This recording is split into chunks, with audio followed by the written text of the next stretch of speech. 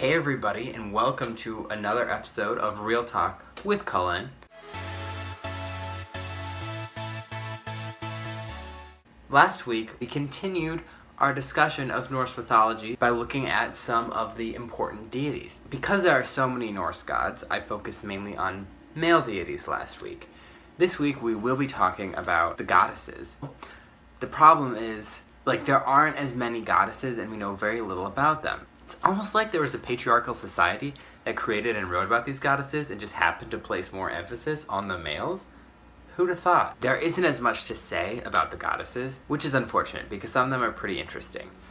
Sidebar, when Snorri wrote down a list of the different goddesses, he listed a bunch of names, but most people think those were names that were attributes of other goddesses, because there's a million different names that you could call the same god in referencing to their different abilities. So these seem to be a bunch of different names referring back to the major goddesses as opposed to their own individual figures, because nowhere else do we have any information about any of these goddesses. So we assume they were just titles to major goddesses like Frigg and Freya that Snorri just sort of made their own people, but there's not much reference to them. So let's start officially rating the goddesses.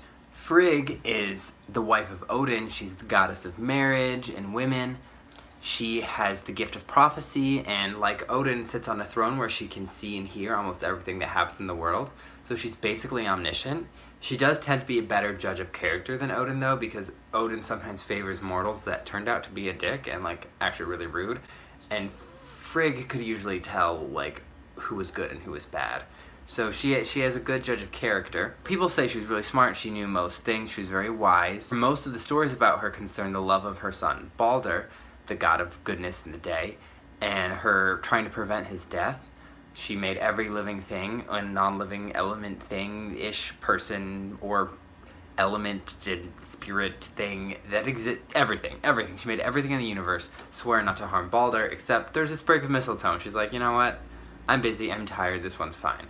But Loki, being the awful garbage being he is, found out about it and used that mistletoe to kill him, so she was pretty distraught. But, other than forgetting about mistletoe, Frigg is pretty BA. She usually knows what she's doing and is a pretty competent queen of the gods. So I'm going to give her 4 stars. The second major goddess in Norse mythology is Freya. And the thing about that is their names are so similar, some people have a theory that they're the same goddess. To me, I always saw them as 2 different people because there's a lot of stories with Freya and she seems to be very different than Frigg. And Freya is probably the goddess that appears most in stories.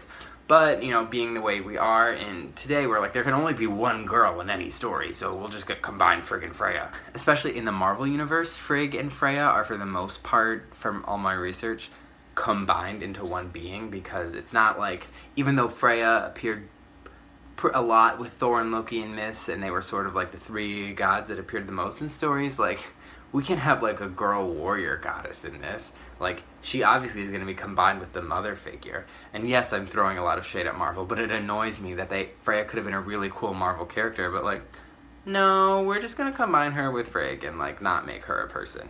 And it's just, it's annoying. It's very annoying. Why couldn't there be this strong, powerful goddess and 2 strong, powerful goddesses? They're the 2 goddesses that do the most in Norse mythology. Why did you combine them? Why did you get rid of one of them? Okay, Marvel Rage done. Let's talk about Freya. Goddess of love, beauty, spring sometimes, sex, also sometimes war and death, also goddess of magic. She had a lot of attributes. She was the twin sister of my boy Freyr, and she was one of the Vanir goddesses who came over to Asgard when the 2 families joined forces. She was very beautiful, and so in every story, there's some giant that wants to you know what, I'll do this for you gods, or I'll give you this thing that I stole if you let me marry Freya. And the gods always look at her you down? And she's like, no, I'm not marrying whatever giant demon monster thing wants to marry me. Do you think I'm that thirsty? You think I'm going to marry this giant? She's pretty feisty, which I like. She seems very smart. She has a magical falcon robe that she can turn into a falcon and fly. And there was an order of priestesses that lived in Scandinavia and were highly respected, that Freya was their patron goddess. They'd wear a necklace in honor of Freya. Why a necklace? She had a very famous, Brissings necklace that these dwarves made. She got it because she was like, hey dwarves, I want this necklace. I'll give you like all this wealth because I'm like the goddess of riches also because I'm goddess of a lot of boss ass things. And the dwarves were like, or how about you sleep with each one of us for a night? And she's like, okay. And you know what? That's a little gross because dwarves are gross, but like, you know, good for her. She's a consenting adult. She had her 4 nights with the dwarves, got the necklace, but then Loki's like, I bet you got that by sleeping with those dwarves.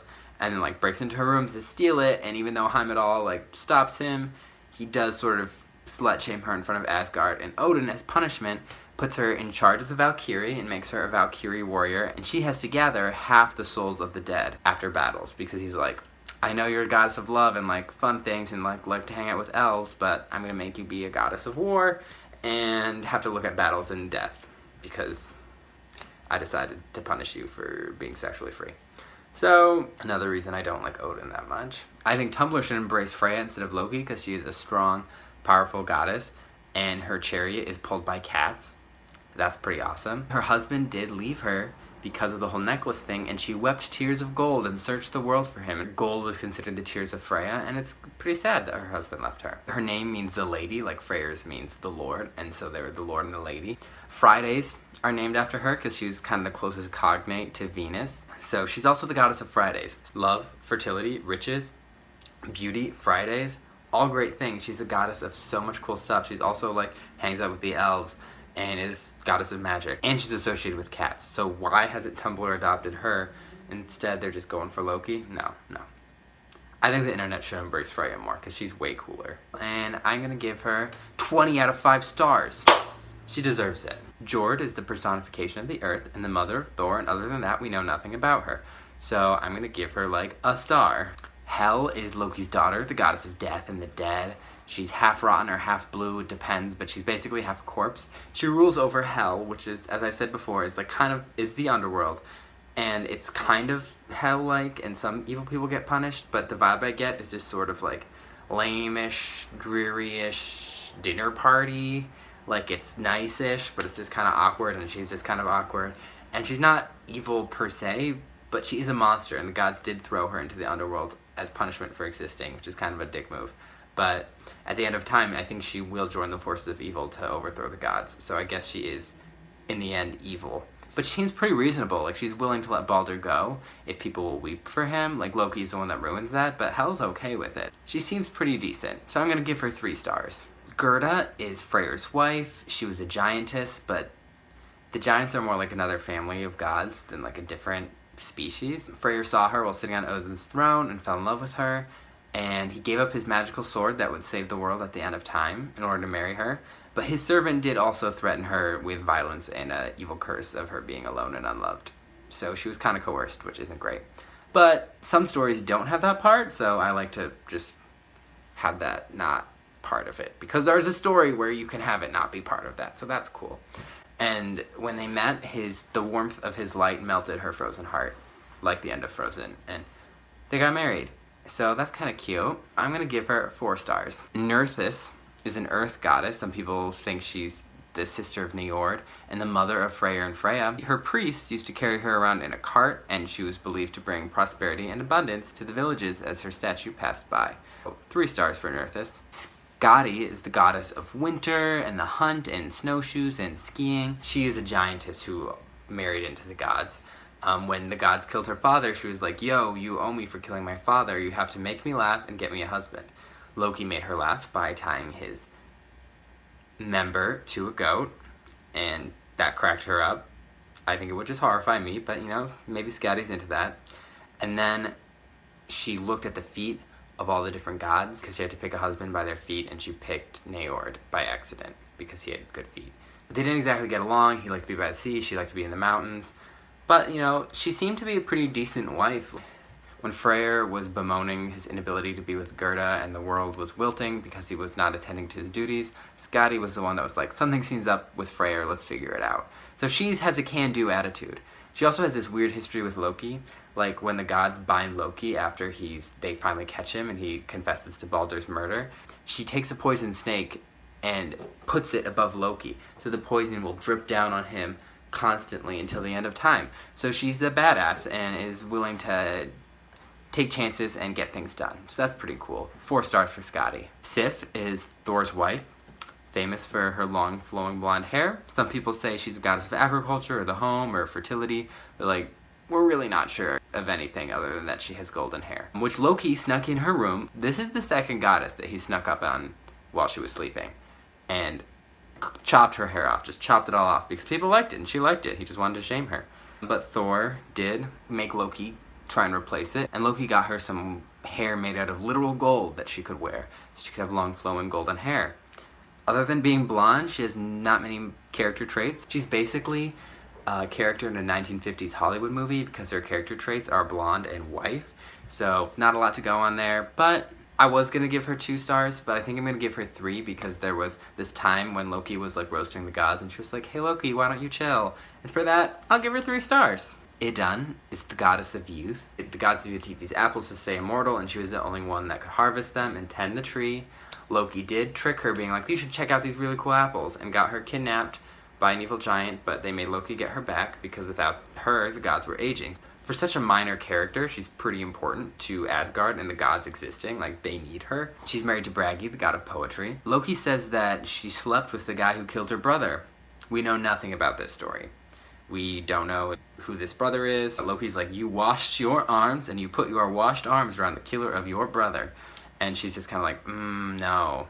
And people think Loki made up the story. So that's not much. There's also a reference somewhere that she may be an elf. So maybe she's like a magical elf that married into the gods. If the Jotun marry the gods, maybe the elves do too. I don't know. Or some people think she was a fertility Vanir goddess. There's not much known about her other than the fact that she was pretty important to Asgard existing. So I'm going to give her 5 stars because she's pretty important to their existence. Nanna is Baldur's wife. She dies of grief at his funeral, and in the underworld, she greets Hermod the messenger and gives him all these presents for the other goddesses. Other than that, we don't know much about her. We don't really know, but she seems nice enough, so 3 stars. Gefjon is a goddess with a magical plow, and she used that to steal a bunch of land from the king of Sweden by yoking up her sons, who are somehow also bulls. But there's also a reference to her being a virgin goddess, but Loki's like, "You're not good at being a virgin goddess, aka you're not a virgin," so we don't really know. But she's very important, very magical, and people say she knows a lot of the history in the future, and she's important and powerful. And she's most likely some kind of fertility or agriculture goddess. We don't know much about her, but she seems pretty cool, so I'll give her 4 stars. Sigyn is Loki's loyal wife, who he did absolutely nothing to deserve. Because of Loki, her 2 sons get killed so the gods can bind Loki up with their entrails, which, that's pretty creepy, gods. Why do? But she stays with Loki, and even though he cheated on her with a literal troll witch to create the monsters of evil, she stays with him and holds the bowl to catch the poison from that snake that Scatty put up there. But every time she has to go and empty the poison, Loki freaks out and causes an earthquake. But Sigyn's pretty loyal, and good for her. But also, you deserve better. Get out, girl. 3 stars for Sigyn. Var is the goddess of marriage vows, and she punishes people who break them. But she doesn't do anything in any story, and she may be one of those goddesses that's just like a name for another goddess. So, 1 star for you, Var. Fulla is a goddess who holds a box. You get a star. Star for the box. Sol, or Sunna, is the goddess of the sun, who rides a sun cart around the world and is chased by wolves, and at the end of time will give birth to her daughter, who will be the new sun. So being the sun's important, so I'll give her 3 stars for that. Those are the Nordic goddesses. We don't know as much about them because, yeah, oddly enough, just the stories are so male-centric. Like, who would have guessed? But they're pretty cool and they're pretty interesting. They are important. You couldn't have Asgard without Idun, and Freya is one of the most important characters in the myths, and Frigg is as omniscient as Odin. So some of them are pretty powerful and important, even if others are mainly just known for being wives, like Sif or Nanna. I'll be talking more about Norse mythology. I'll probably take a break for the next video. Next time we talk about Norse mythology, I think I'm going to tell the story of when Thor cross-dressed. So, stay tuned. Have a good week. See you next Tuesday for the next Real Talk with Colin.